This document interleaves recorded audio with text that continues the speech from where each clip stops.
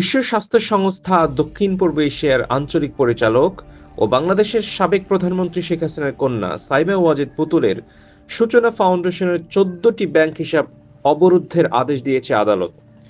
এসব ব্যাংক হিসাবে ৪৮,৩৫,০০,০০০ টাকা রয়েছে বলে তদন্তকারী কর্মকর্তা আবেদনের উল্লেখ করেছেন।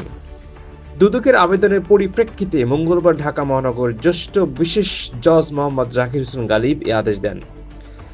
আবেদনে বলা হয়েছে, সাইমা ওয়াজেদ পুতুলের বিরুদ্ধে তার মা সাবেক প্রধানমন্ত্রী শেখ হাসিনার যোগসাজশে বিশ্ব স্বাস্থ্য সংস্থার নিজস্ব দলিলের বিধি, নীতিমালা ও নৈতিক মানের সুস্পষ্ট লঙ্ঘনের মাধ্যমে ও সরকারের বিভিন্ন প্রকল্পের অর্থ আত্মসাতের মাধ্যমে শত শত কোটি টাকা অবৈধভাবে উপার্জন করে মানি লন্ডারিং এর মাধ্যমে বিদেশে পাচারের অভিযোগ রয়েছে।